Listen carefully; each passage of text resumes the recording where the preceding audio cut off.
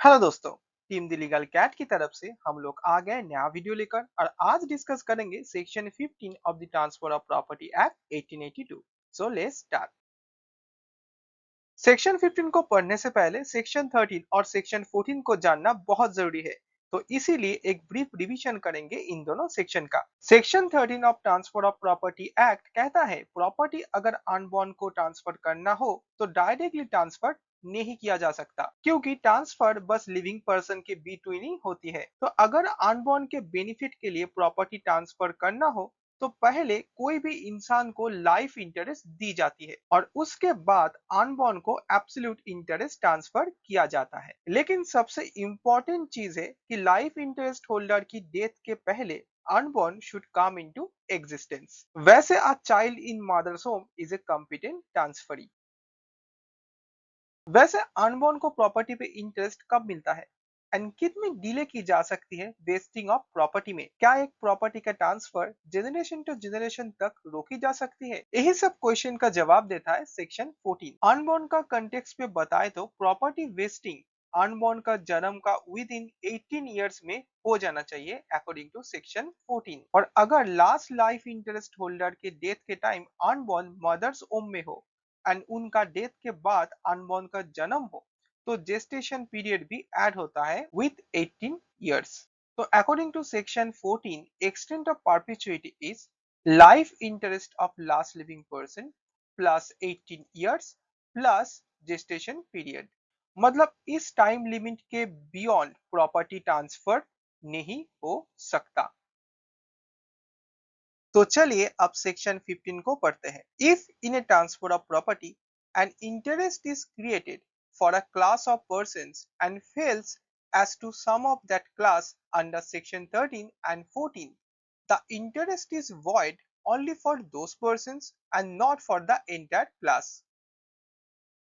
Section 15 को simplify करे तो समझ आता है सेक्शन 15 बस क्लास ट्रांसफर लेके बात करती है। मतलब जब इंटरेस्ट एक क्लास ऑफ पर्संस के लिए क्रिएट की गई हो, क्लास ऑफ पर्सन जैसे nephews, nieces, children, grand children etcetera. For instance x बोल रहा है मेरे मरने के बाद मेरा प्रॉपर्टी सभी ग्रैंड चिल्ड्रन के पास चला जाएगा। तो एक एग्जाम्पल है क्लास ट्रांसफर की। अब कोई भी रीजन से यही क्लास ट्रांसफर में वन और मोर पर्सन का ट्रांसफर फेल हो जाता है due to the rules of section 13 and 14, तब जिसका इंटरेस्ट फेल हुआ उसको प्रॉपर्टी नहीं मिलेगा और जिसका इंटरेस्ट वैलिड है उसको मिलेगा। मतलब सेक्शन 13 एंड 14 का वजह से पूरा क्लास में अगर वन और मोर पर्सन का इंटरेस्ट फेल होता है इसका मतलब ये नहीं है सबका फेल होगा। चलिए एक एग्जाम्पल लेकर समझते हैं।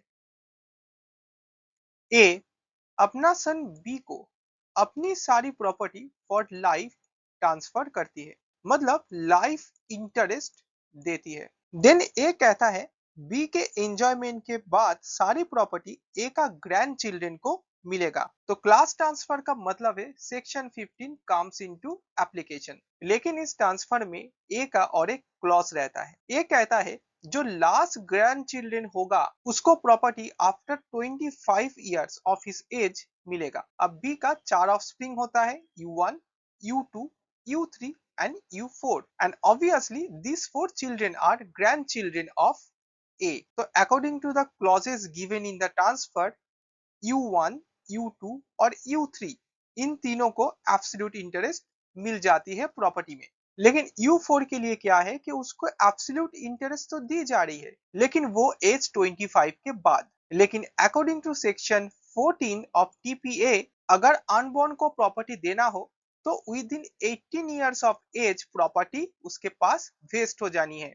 ये जो लास्ट क्लॉज दिया गया कि 25 का एज के बाद उसको प्रॉपर्टी मिलेगा, that is violative of section 14 of the TPA, क्योंकि transfer of property with in 18 ही होनी है। Hence transfer for U4 fails. तो ट्रांसफर वॉइड हो गया फॉर U4 और ट्रांसफर वैलिड है for U1, U2 and U3। और सेक्शन 15 कहता है जिसका ट्रांसफर फेल हुआ उसको प्रॉपर्टी नहीं मिलेगा, लेकिन जिसका ट्रांसफर हो रहा है वैलिड उसको प्रॉपर्टी मिलेगा। चलिए एक और एग्जांपल लेकर देखते हैं। A transfers property to his unmarried son B for life. then to B's unborn children with a clause that a female child gets only a life interest. At the time of A's death, B has two sons and one daughter. Will the daughter get property? ए अपना सन B को अपनी property पे life interest देता है और उसके बाद B का सारे बच्चों को मतलब ए का ग्रैंड चिल्ड्रंस को देता है एब्सोल्यूट इंटरेस्ट। लेकिन उसमें वो एक क्लॉज ऐड कर देता है कि अगर लड़की हुई तो उसको एब्सोल्यूट इंटरेस्ट नहीं मिलेगा बल्कि उसको मिलेगा लाइफ इंटरेस्ट। तो क्वेश्चन रहता है क्या लड़की को प्रॉपर्टी मिलेगा या नहीं। अब सेक्शन 13 जो है वो सीधा बताता है अगर अनबॉर्न को प्रॉपर्टी देना है तो उसको एब्सोल्यूट इंटरेस्ट देना पड़ेगा। अगर उसको लाइफ इंटरेस्ट दिया जा रहा है तो वो लाइफ इंटरेस्ट क्या होता है, वॉइड हो जाता है, वो ट्रांसफर टोटल वॉइड होगा। अब इस केस में S1 एंड S2 के लिए ट्रांसफर क्या हो रहा है, वैलिड, लेकिन D1 के लिए हो रहा है वॉइड। और यहाँ पे ही आता है सेक्शन 15 का एप्लीकेशन, क्योंकि सेक्शन 15 कहता है ट्रांसफर जिसके लिए फेल होगा उसको प्रॉपर्टी नहीं मिलेगा और ट्रांसफर जिसके लिए वैलिड होगा उसको प्रॉपर्टी मिलेगा। तो जब क्लास ट्रांसफर होता है सेक्शन 15 एक लीगल फिल्टर की तरह काम करता है। मतलब प्रॉपर्टी तब ट्रांसफर हो सकता है जब सेक्शन 13 और 14 का रिक्वायरमेंट्स फुलफिल हुआ हो। तो अगर क्लास ट्रांसफर में कुछ मेंबर्स की ट्रांसफर फेल हो जाए तब उनको एक्सक्लूड करके बाकी जिन लोगों का ट्रांसफर वैलिड है उनको दिया जाता है। तो सेक्शन 15 ट्रांसफर को बचाता है और ट्रांसफर का लीगल बाउंड्रीज इंश्योर करता है। अगर आपको इस लेक्चर का पीडीएफ चाहिए तो join our Telegram channel the legal cat, जहां पे आपको इस लेक्चर का पीडीएफ मिल जाएगा।